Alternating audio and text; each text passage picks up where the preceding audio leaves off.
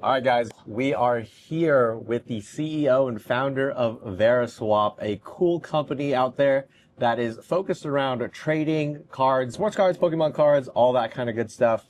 And their slogan, trade night 24/7. So it's literally exactly what it sounds like. You can trade from your home, anytime, anywhere, with anyone. So it's a very nice app. So Raymond, who are you? Let the audience know a little bit about yourself and your background, kind of before you started Veriswap and how it came to be. So my name is Raymond. As you mentioned, I'm the founder and CEO of Veriswap. I come from a corporate background. So I started my career on Wall Street in investment banking, did that for about a year. Then I moved to startups, so I worked in operations. When I worked at Bird, which is the name of the startup, I started buying, selling, and trading sports cards on the side. Okay. Every day. Everyone starts as a side hustle. Everyone starts a side hustle. And then, kind of escalates more and more. And it was the one thing that I was really, really passionate about. Yes. And, every day after work, I would run to the post office and drop my packages off and do transactions with people, all across the country. So when 2020 came, I decided to quit my startup job and start buying, selling, and trading these cards full time. And that was the best decision I've ever made. As you can relate, I traveled to these shows every single weekend. I went to Dallas, went to Philly, California, to go to these card shows. And my favorite part was these trading aspects of these card shows. The trade nights. The trade nights, yeah. They're amazing. And that's how I came up with the idea of Veriswap. I saw there was a need in the market. People love to trade. No platform for people to trade. So I started Veriswap. So going back to your second question of what Veriswap is, just think of Veriswap as a place where you can attend trade night 24/7. What was kind of like the big inspiration or moment that was like, I need to make this specific app because, this is what is needed in the hobby right now? This kind of goes back to a bad experience that I had where I got scammed. So in 2020, I bought a 2019 LeBron Tiger Stripe Prism. Waited a few days for it to come in the mail. And when I opened the mail, package arrived empty. So I was obviously very distraught. I called PayPal. PayPal took a long time to resolve the claim. Called my credit card company. They took a long time to resolve the claim. I eventually got my money back, but it took over a month. And it was about $5,000. So, kind of speaking from that personal experience, I wanted to create a platform that had kind of a middleman service, right? Where people were looking to make sure that people weren't sending, an empty box, a box of rocks, that everything, made a lot of sense before shipping out to the correct party. Exactly. Okay. Yeah. I'm sorry that happened. At least you got your money back. But I think that is it's hard, especially if you're on like these online groups, forums and stuff, that trust factor when you're trying to do trades. It's a little bit, I guess, a little easier because you do get some payment protection. But when it comes to trades, unless you have like a middleman of some sorts that both people can trust, it's kind of like you trade, I trade. And like you said, if someone sends a bag of rocks and someone sends the actual card, that's like the easiest way to get scammed on that. So I guess the best way to ensure these trades go through is having that trustful middleman. That's where you came through. That's kind of why you, came up with this whole idea. We have 300,000 cards. You can submit trade offers instead of cash offers, which is a little bit different from other platforms. And I can go into a little bit more in detail of how it works, but essentially we authenticate, we facilitate the trade, and then we ship the cards out and, do the trade virtually. Okay, yeah, that's fantastic. So you touched on what you just said a little bit. You said you could do cash, but you're kind of also is focused on trading. So that's kind of like a problem, or, when someone has two trade offers, it's kind of hard to find the exact puzzle piece to make the trade go through, or even sometimes they're not even interested in what you have to trade. So you are able to just straight up buy and stuff if you're willing to, or able to add cash to these trades. Is that correct too? Correct. So okay. Well, yeah, I feel like that's a good option to have, because it's just hard to find like the perfect trades if it's just that. And the fact that for, I guess, a little bit on fees, is there any difference between trading fees and then payment fees, or how does it work if you want to break down the fees aspect? So our fees range widely depending on what is being traded and who's being traded. we charge anywhere from 1.5 to 4%. That's kind of quoted at the time of the video. It might be subject to future change, but that's kind of how it stands. Payment processing fees are split between the buyer and seller. So Stripe charges us 2.8. We charge each side 1.4. Awesome. That's actually one of the lowest fees that I heard, because like when you're buying on other websites, they're charging the seller anywhere from like 10 to 16% ish. And then the buyer usually has, I guess, sales tax and all that. So, kind of fees on both end there. But when you're on Veriswap, the trades, if you're just doing a straight trade, 1.5%, I think that's a super more than fair price point for that. And even if you're doing like cash too, that is a very low fee on both sides. I'd say that's the lowest in the industry from what I've seen. Who would you say is kind of your target audience for this app? Obviously, there's like the vendors like me who want some, we go to the shows, maybe we don't get everything we're looking for, want to see what's available out there. And maybe there's just people at home that they don't have a local card show to go to, or it's once in every blue moon. So who's kind of your target main audience for this app? I would say we target both collectors and flippers. I would say the community right now is pretty split between collectors and flippers, about 50-50. I would say when you're dealing with flippers and collectors, generally flippers have a lot more money. They're trying to burn through inventory, get new inventory, all that. They got a lot more cash to burn. Whereas the casual collector, while there might be some high-end private investors and all that, most of the casual Joe Schmoes don't have as much money. They're just trying to get a couple cards they want. So do you do anything to kind of cater to the lower end or more casual traders? Yeah, that's a good question. So there's a few things that we've come up with recently. The first is vaulted trading, right? Mm-hmm. So we can go into vaulting a little bit more. But vaulting is essentially where you can store your cards at Veriswap. They're stored in our secure, temperature-controlled facility, and you can trade with other traders in the vault at a reduced fee. So unlike a traditional trade where you have to ship the item to Veriswap, these cards are instantly transferred from one user to another user. So instant trading, right? That means that you don't have to pay for shipping. You don't have to pay for return shipping. You don't have to pay for incoming shipping, right? So that makes it a lot more friendly to the collector that has cards that are perhaps not as expensive as someone who can afford to ship FedEx overnight to get a card to us. Everything we have. So you've kind of explained how you got into it, the beginning stages. Now I would say you guys are a lot more successful. So go into like how much you've grown since you've launched, what have you learned and all that, some milestones you've had since. So we launched the app in late 2022. Since we've launched, we've had over 300,000 card listings. In terms of lessons that I've learned throughout the process, the first is listening to users' feedback is really important. Initially, when I built the platform, I was kind of basing all of the product decisions based on what I knew about yourself, trading cards and the sports space. However, expanding to another industry like Pokemon, I learned that it's important to have Pokemon-specific knowledge as well, right? So before we make every single decision nowadays, we consult people who are very familiar with the Pokemon card space. People who authenticate our cards are very familiar in Pokemon, right? So I think the greatest lesson I've learned is kind of learning that even though all these assets are collectibles, the culture, the strategy around these assets, the way we improve our product to facilitate the exchange of these assets is very, very different and can't really use a one-size-fits-all approach. Very fair, yeah. And then, so on that too, you have sports, you have Pokemon. What are some other kind of genres that you touch into as well? Because, I'm sure there's other card games out there that people want to trade. Yeah, that's a good question. So people upload One Piece, people upload signed jerseys, memorabilia, bats, balls, Funko Pops. We've seen all of it. Yeah, that's pretty cool, actually. In terms of formal support on our platform, in the next few years, we want to get into all collectibles with a strong trading culture. So just think comic books, right? They're slabbed by similar grading companies. Watches, there's a similar trading culture. Like Rolexes and stuff? Rolexes, higher end, lower end, all of those. What else? Cool. Coins, right? Cars. People already think, when I tell them we trade sports cards, they think cars. But yeah. Yeah, so you trade like a Rolex and a Mario Pikachu for a sports jersey and a car one day. Exactly. That is pretty cool. The Maserati for Mario, right? Yeah. And facilitates. That is cool. So, for the name Veriswap, I actually wanted to ask, what kind of inspired you to come up with that? I'm assuming in my head it's like verified swap. but what made you come up with that? Is that it? Exactly, that's it. Hit the nail on the head. Verified swap. There you go. Veriswap. Verified swap. I like it. Okay, so what about in the future then? Let's say 3 to 5 years. What do you see Veriswap being? Where do you see it at? Just kind of like, what are you hoping it to be?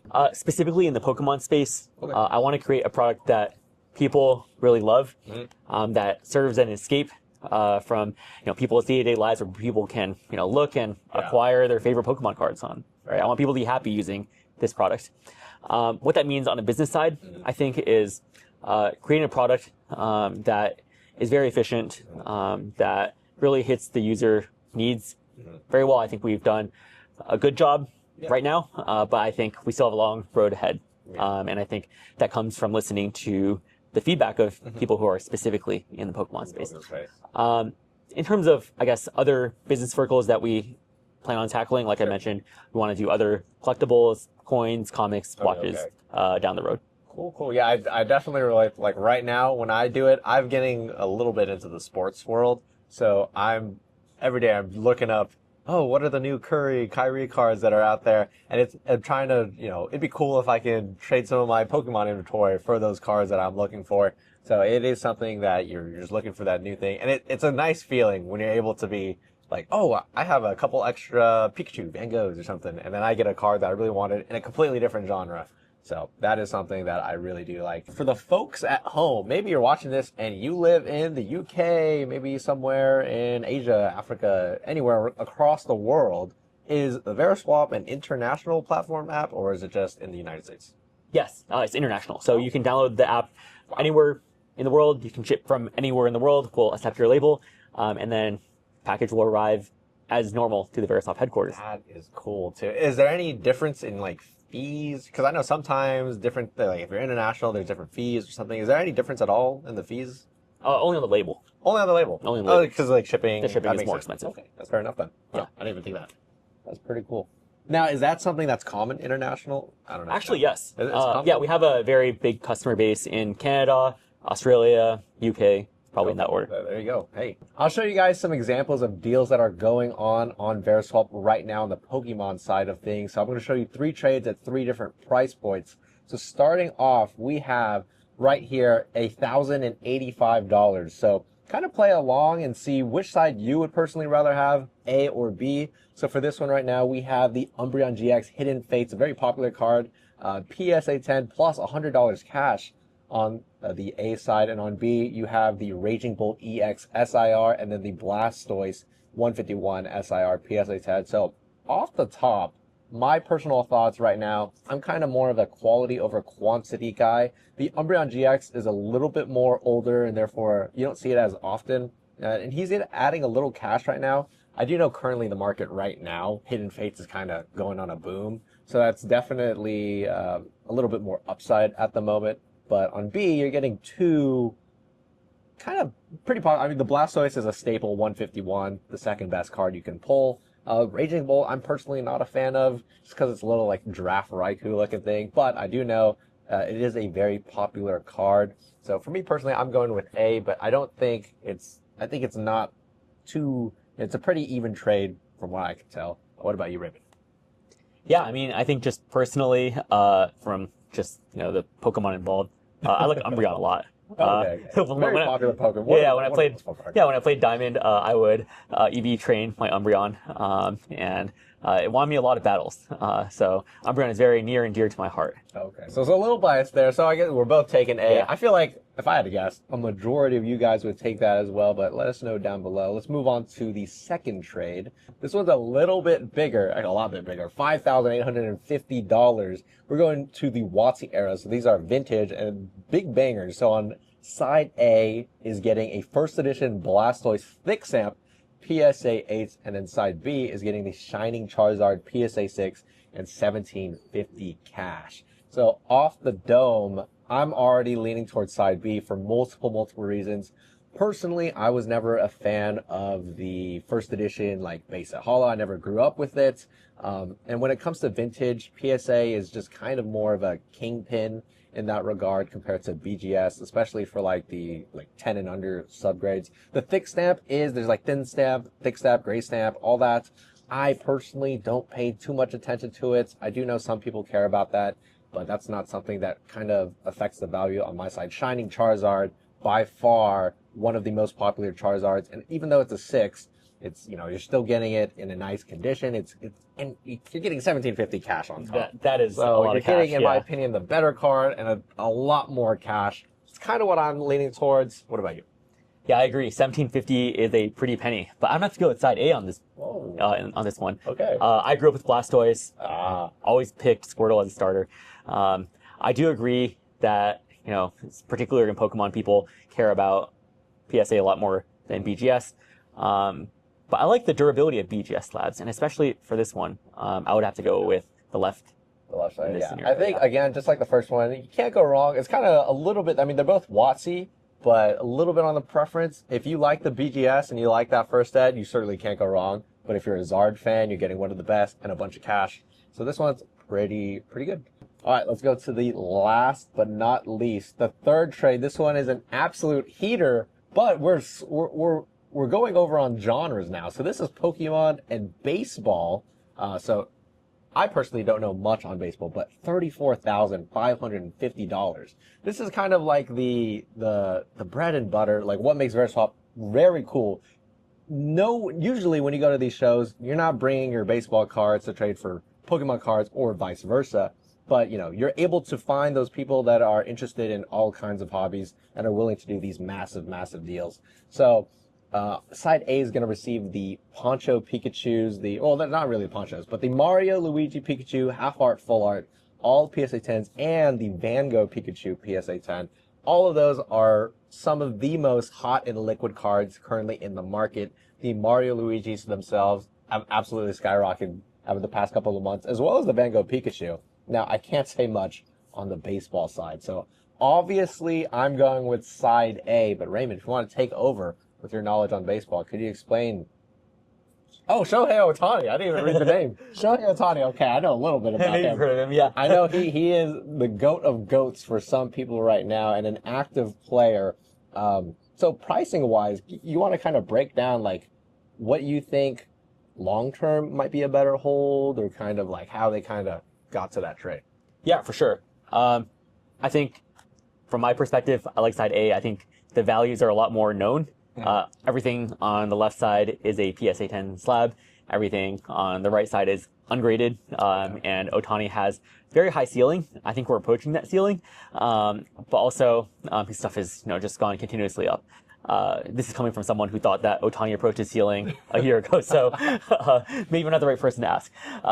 But yeah, I really like the variety on the left side. You know, got some Mario, some Luigi, felt hat, beautiful cards. I'm gonna have to go with left on this one. Left on this one, exactly. Yeah, I don't want to glaze too hard, but you know, Mario is an absolute staple. Some people say that is the best promo that they ever made, crossover with Pokemon. So yeah, but Shohei is great. That's actually crazy. Well, this is recent or?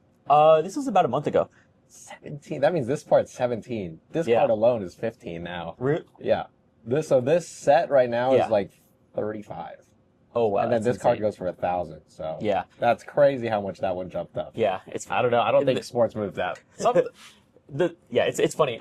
So I actually just talked to the person who did this trade at the show. Oh. And then he was like, well, the stuff that he gave the Pokemon cards. He gave the Pokemon. Yeah, he got the Shohei. He got the Shoheis. Wow. And he subbed them. I don't know what they graded, but he subbed them all. And then he told me, he was like, oh, you know, Pokemon has skyrocketed. It has.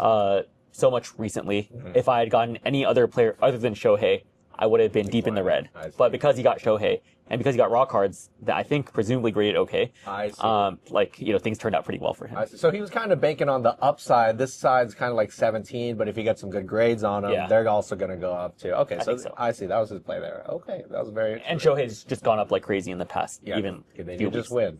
So you are the founder of the app.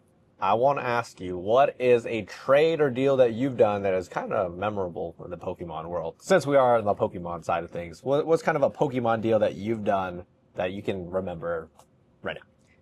Yeah, for sure. So I was actually one of the first traders on Veriswap. Unfortunately, don't trade much anymore since I'm working on the product full time. However, I was looking into my trade history and I saw that I had sold a Moonbreon PSA 10 for $800 a little bit over a year ago. And apparently $800. it's worth a little bit more than that now. Yeah, he said it was low. I don't know if that low, but right now they go for like 2,800. I sold one today for 2,800, so 2K loss if you just held on to it. That's crazy. Yeah.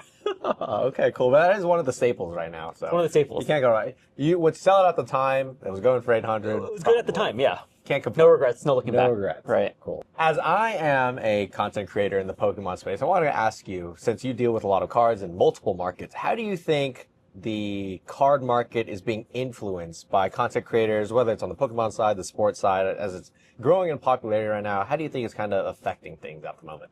It's definitely shown a spotlight on cards to people who are not in this industry.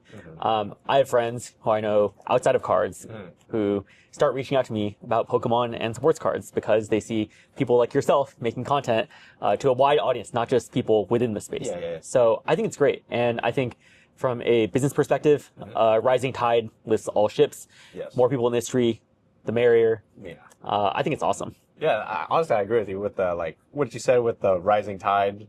When I first started, like, the vendors, people were like, oh, there's, other people are doing now. I'm like, dude, that's great. If more vendors out there, that just means more people come into the hobby, and then everyone kind of wins. So, yeah, I like that answer. That Exactly. It's a very fair thing. And I think right now, it kind of, with the popularity, there's so many content creators out there that's doing really well. And I think the market's doing really well. So I feel like there's got to be some kind of hand in hand, like bringing people into the hobby, or, just it's just such a hot time right now. I get people all the time that are like, I don't even do Pokemon, but I still watch the thing. I still watch it. Vice versa. I watch sports cards content creator. Yeah. And until recently, I was never even into sports cards, but I just like watching the deals go down. Yeah. So I do think it is a very kind of hand in hand approach. Yeah. Lifting it all up. Kind of to wrap up things, if people out there want to download the app, try it out for themselves, maybe they're having issues though, or suggestions for you, where can they kind of reach out for that kind of information? So my email is raymond@veriswap.com, raymond@veriswap.com. My card Instagram account is it's Raymond Lee. So reach out feel to free to send me a message there with any sort of feedback, concerns, always in the interest of taking users' feedback, improving the product to create a better version of the product tomorrow. Also, guys, if you want to download Veriswap, make sure to use code BULBA when you sign up. You're going to get $15 trade credit to use on the app. That pretty much wraps up the video today. Thanks again to Raymond for hopping on. But we have one more final gift for you guys that stuck to the end. We'll be giving away $200 straight cash. All you have to do to enter is just follow Veriswap on the Instagram account and myself at the Bulba Store. We'll put the links, of course, in the description. And then just comment down below if you are a user of Veriswap, what are some of your favorite deals that you've done. And if you're not a user and you're just still interested, just let me know what your favorite Pokemon down is below so I know you actually listen to this. We'll pick one random winner in a week. Again, all you have to do is leave a comment down below. And then also make sure you put your Instagram handle so we can verify that you're the winner, and then also following both of us. But again, that pretty much wraps it up. Thanks again so much for watching. We hope y'all have a great day.